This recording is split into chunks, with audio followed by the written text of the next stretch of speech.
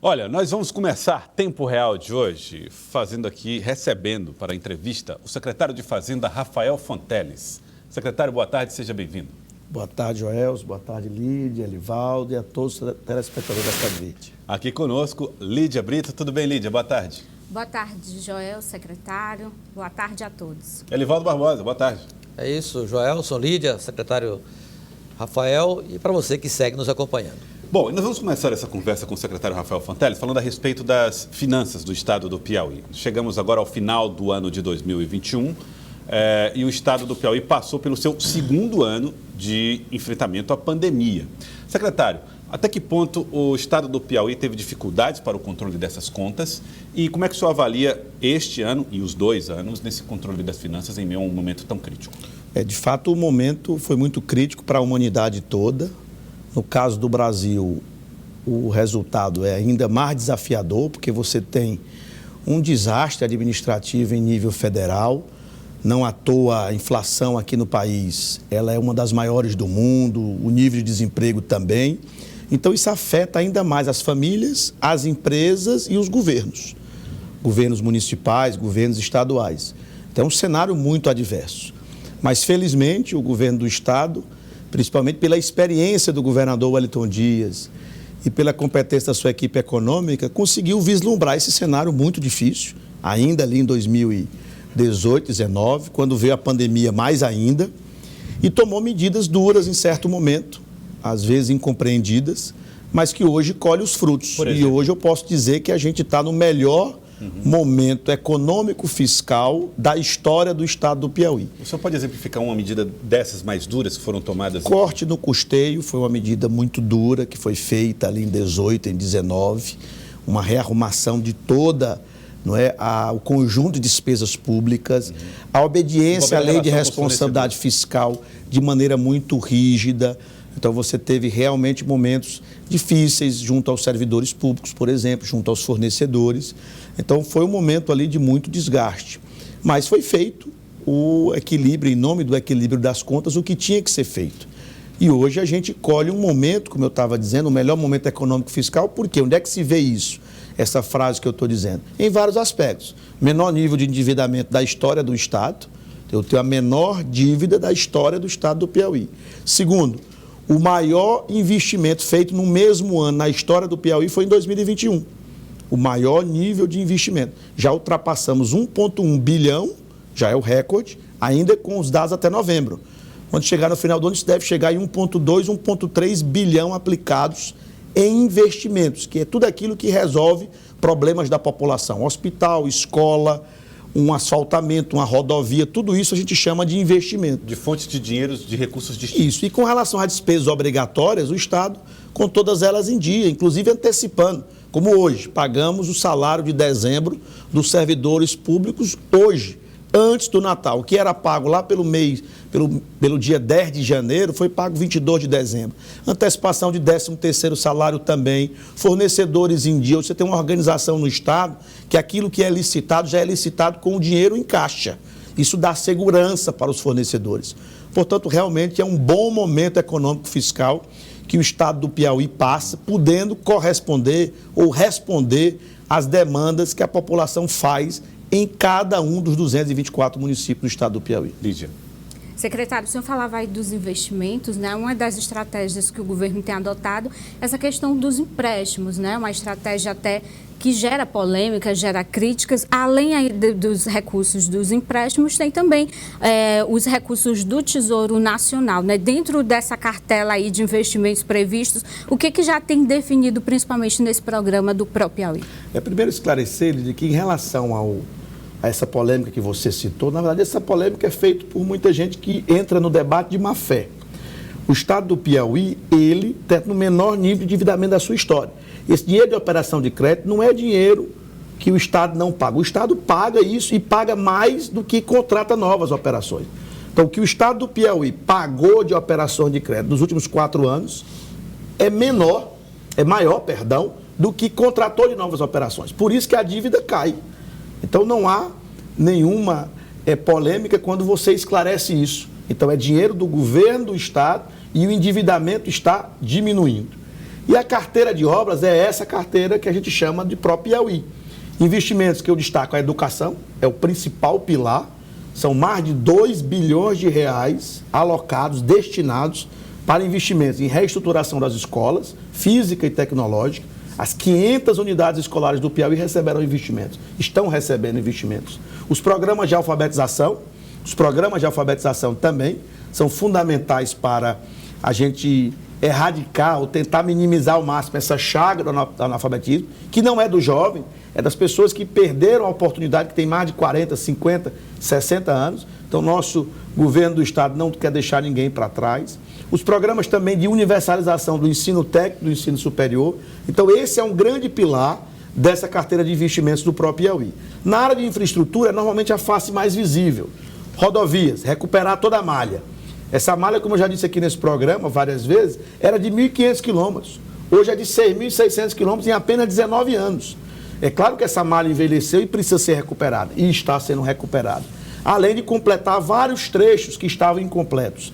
São Miguel do Tapuio, Pimenteiras, Barra Miguel Alves, Campo Maior, Coivaras, Rodovia da Soja, ali em Baixa Grande do Ribeiro. São dezenas e dezenas de rodovias que estão sendo completadas. Mobilidade urbana, nas 224 cidades, tem calçamento, tem asfaltamento sendo feito. A gente vê a alegria da população de cada comunidade, urbana ou rural, que recebe uma obra de pavimentação. Além de investimentos na saúde, queria destacar, ontem nós visitamos, com o governador Wellington Dias, a maior obra de saúde dos últimos 50 anos, que é a nova maternidade de Teresina. São mais de 200 leitos, com tudo que tem de mais moderno, vai ser a maternidade mais moderna do norte e nordeste do Brasil, para o atendimento de alta complexidade, e está com 90% da execução feita. E a maior parte do recurso é do Tesouro Estadual.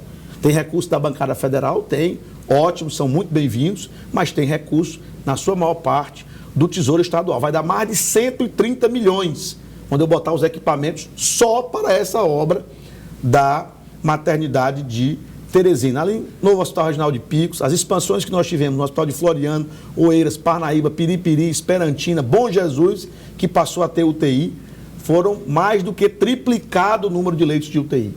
E o investimento em segurança pública, que cada vez vai ser maior, é uma demanda importante que nós temos tido, principalmente aqui na capital e na região litorânea, e, portanto, cada vez mais investimentos em tecnologia, o maior concurso da história da Polícia Militar, mais de 1.000 homens e mulheres serão nomeados no ano que vem, o concurso é dia 30 de janeiro, que vai reforçar o efetivo policial e vai responder essa demanda crescente por segurança pública, principalmente pela instalação de facções, que antes o Piauí não convivia com isso, hoje convive e tem que combater. E se combate isso com estrutura, com mais policiais, homens e mulheres, ajudando e com inteligência da Polícia Civil e da Polícia Militar. Secretário, a Assembleia Legislativa recebeu ontem, já aprovou hoje em regime de urgência, 2 matérias relacionadas à área econômica do governo. Uma que regulamenta ou atua na relação do comércio presencial com o comércio eletrônico. E a outra que trata das apostas através da internet. Qual a importância dessas 2 regulamentações para a área econômica do governo? Na realidade, essa do comércio eletrônico nada mais é do que a regulamentação de uma lei que acabou de ser aprovada no Congresso Nacional na segunda-feira. O Senado aprovou em votação terminal e já mandou para o presidente sancionar. Então a gente precisa regulamentar aqui em nível estadual, e tem que ser nesse ano ainda, sob pena do recurso do comércio eletrônico ficar apenas no estado de destino, no estado de origem, que seria São Paulo.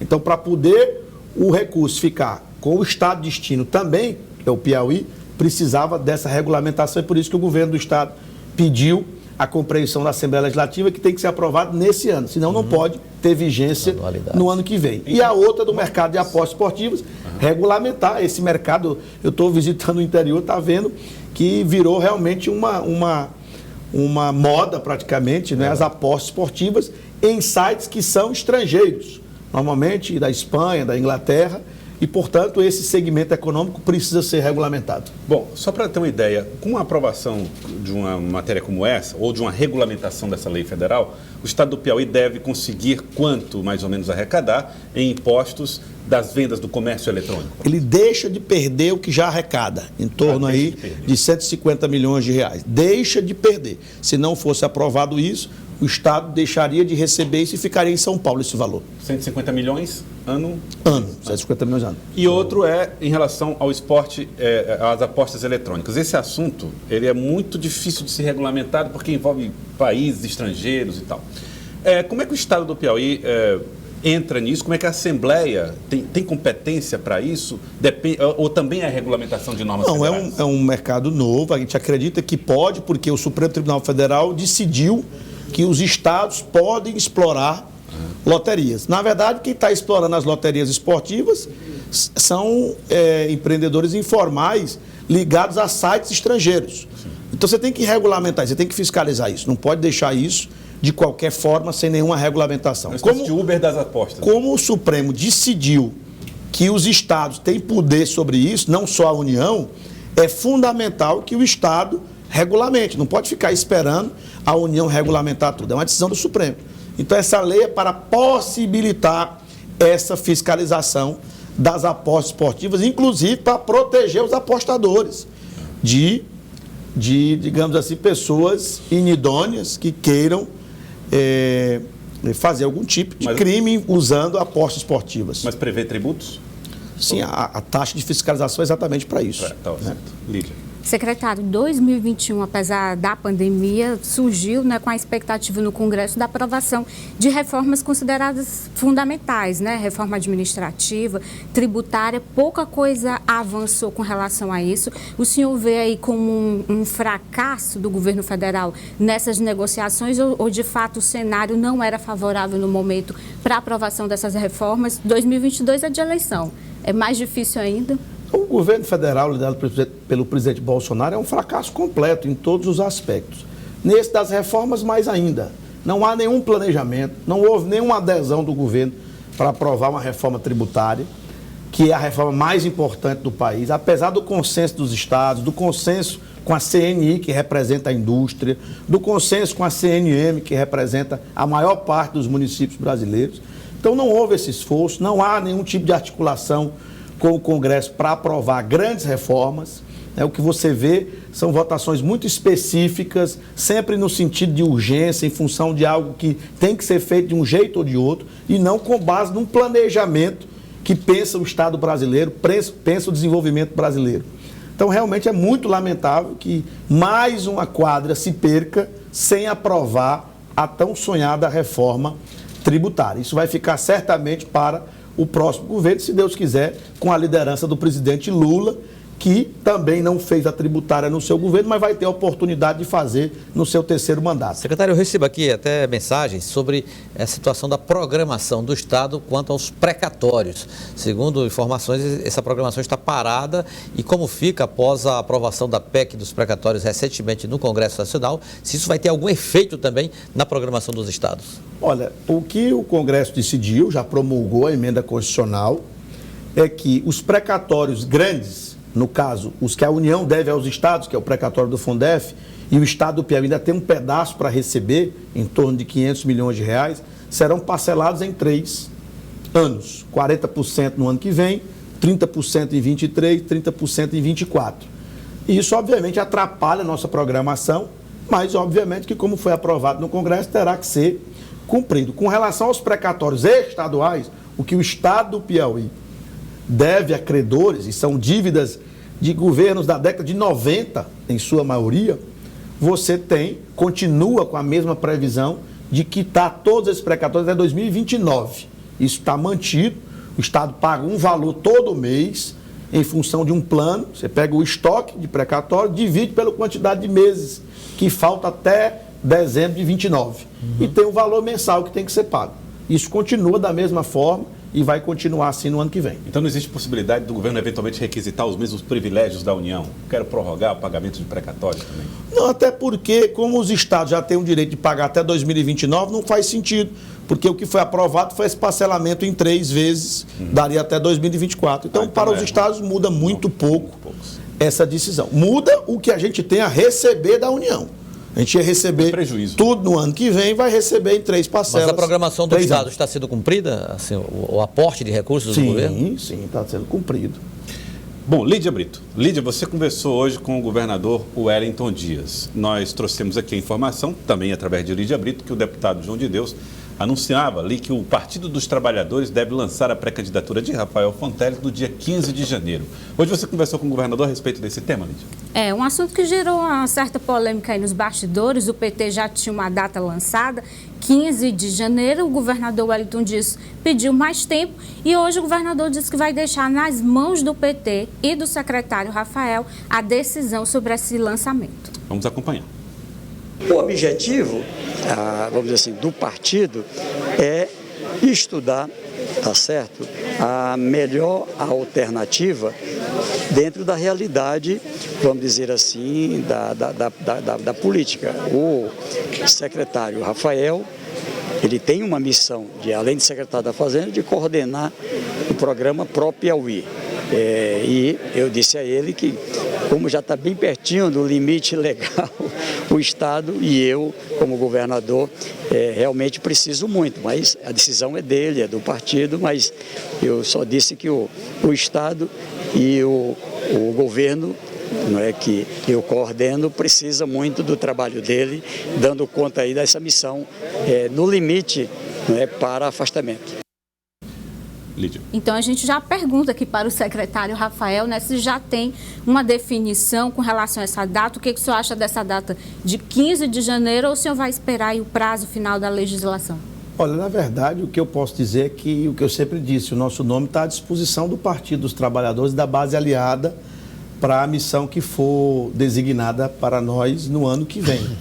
Essa questão da data é uma questão muito mais do partido decidir dentro da sua estratégia eleitoral no ano que vem. Da nossa parte, não há apego a nenhuma das datas possíveis para qualquer definição partidária. O fato é que nosso nome está à disposição e o partido, certamente com a experiência que tem de vários líderes, e o líder principal é o nosso governador Wellington Dias, irão decidir a melhor estratégia para o partido, para a base aliada, para esse projeto que é liderado em nível federal pelo presidente Lula e aqui do estado do Piauí pelo governador Wellington Dias. Mas esse pedido do governador para o senhor esperar aí o prazo final, devido para o Piauí, o trabalho na secretaria, pesa?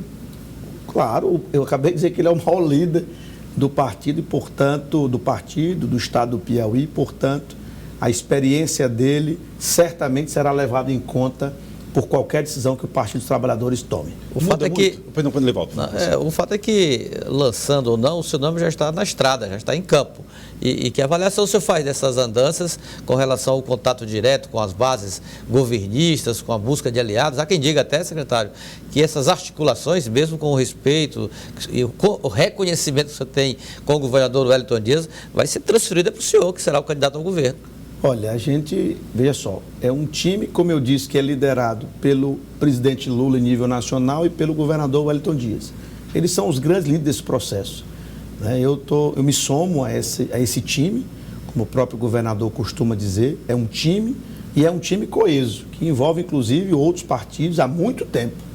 Portanto, qualquer decisão tomada em nível de estratégia político-eleitoral, ela é uma decisão coletiva. Portanto, é natural que o PT debata isso, todo mundo conhece o Partido dos Trabalhadores, sempre discutindo a estratégia, a conjuntura, não é? Para poder tomar sempre as melhores decisões. E o principal líder desse processo e vai continuar sendo o governador Wellington Dias. Tem partido na base insatisfeito aí, pedindo espaço na chapa majoritária, o caso do PSD. O senhor vai participar, então, aí dessas tratativas com esse partido, negociações do caminho que o PSD vai ocupar aí nessa montagem dessa chapa? Eu tenho sentido uma coesão enorme da base aliada, né? Eu não tenho sentido muitas divergências, não. Essa questão de formação de chapas, pelo que eu acompanhei, mais como espectador nas últimas eleições, ela é sempre um momento que há uma certa tensão até haver a acomodação da chapa de estadual, chapa de federal, chapa majoritária. Então isso é natural, mas eu estou vendo uma coesão enorme dos partidos da base aliada e, como todas as vezes se chegou a um denominador comum, se chegará também no ano que vem. o senhor pensa a respeito de questões como, por exemplo, a formação de federações partidárias? Até que ponto o senhor acredita nesse modelo, que é um modelo que parece será aquele que o Partido dos Trabalhadores e alguns partidos que fazem parte desse campo de esquerda vão adotar para os próximos 4 anos, né? 2022, inclusive passando pelas eleições municipais? Olha, sem entrar na questão mais programática, ideológica, sem dúvida, matematicamente, a federação ajudaria em nível nacional o presidente Lula a ter uma base mais ligada a ele, mais numerosa. Sem sombra de dúvida, no momento que você faz a federação, você potencializa o número de cadeiras, principalmente na Câmara dos Deputados, que essa federação irá conseguir. Eu acho que é isso que está pesando nessa decisão. Porque o presidente Lula não pode pensar apenas na eleição dele, tem que pensar na eleição do Congresso, porque hoje a democracia que nós vivemos, ela é um equilíbrio de forças bem paritário, né, entre o Executivo e o Legislativo. Então é importante eleger mais pessoas nessa linha que, como eu disse, fazendo referência ao jantar do último domingo, defendem alguns pontos básicos que unem essas pessoas. A defesa da democracia, do Estado Democrático de Direito, do Estado de bem-estar social, ou seja, priorizar o social em detrimento a uma política apenas financeira. Né? Isso tudo une essas pessoas. E eu estou vendo que essa ideia da federação está sensibilizando vários partidos. Era primeiro só 2 partidos, já está passando que vai ser uma federação de 4, 5 ou até 6 partidos. Se eu não me engano, até o PV, então aderindo. Então eu senti isso lá em São Paulo e acho, repito, não estou entrando muito na questão programática. É claro que a federação vai ter que definir programas, pontos que todo mundo que está ali não pode se desviar deles. E é vertical, é nacional, né? Ela é vertical, para você ver como é difícil. O PV, por exemplo, caberia aqui também na base governista, já que o PV tem uma orientação mais na oposição do que no governo aqui? Olha, como disse, a conjuntura pode mudar, a despeito de algum líder não estar no governo, mas assim, o Partido Verde, em nível federal, que defende o meio ambiente, como eu disse, é uma causa que une vários partidos, a defesa do meio ambiente, que é a principal bandeira do PV. Então, claro que cabe uma composição em nível federal e em nível estadual. Então, essas grandes bandeiras, repito, como chegou no poder a extrema-direita, que nunca ninguém imaginou ali em 2017 que aconteceria, aconteceu em 2018, então as forças que antes disputavam, por exemplo, o presidente Lula e o governador Geraldo Alckmin, já disputaram a eleição tete a tete ali em 2006. Aí você imagina, por que agora estão conversando? Ora, porque surgiu um desastre no governo federal, chamado Bolsonaro, que, portanto, mesmo essas forças que antes rivalizavam politicamente, mas elas não aceitam essas forças, a tragédia que está acontecendo na questão social, na questão ambiental, na questão de respeito às instituições. Isso justifica essa união? Justifica a união não só para ganhar as eleições, como para ter governabilidade. Que bom que estão discutindo agora, com antecedência, para poder ver como é que vai ser essa aliança, em quais bases, quais são os entendimentos que todos concordam, onde é que há divergência, para poder termos um governo, um futuro governo harmonioso e que as coisas andem dentro do projeto que vencer as eleições. Mas para o senador ministro Ciro Nogueira, que já expressou a avaliação dele em relação a essa provável aliança, ele já inclusive deu uma qualificação. Ele compara uma espécie de cruzamento entre porco-espinho e capivara. Olha, esse negócio de cruzamento é bem uma linguagem do Bolsonaro. Então, como eu sempre digo, o senador está usando muito, né? Ele admira muito o presidente Bolsonaro, então é natural que se use, né, as mesmas expressões, né, que o Bolsonaro usa. Então, realmente o que a gente tem a dizer aqui, é o que eu já disse aqui, é uma aliança importante para retirar esse desastre da presidência da República chamado Bolsonaro. Secretário, quero agradecer a presença do senhor aqui no Jornal do Piauí. Muito obrigado, secretário de Fazenda, Rafael Fonteles. Boa tarde. Eu que agradeço e uma boa tarde. E aproveitar aqui a audiência para desejar um Feliz Natal, próximo aí de Jesus Cristo, e um 2022 com muita saúde, livre da Covid, se Deus quiser, muita paz e muita esperança. Muito obrigado, secretário Rafael Fonteles.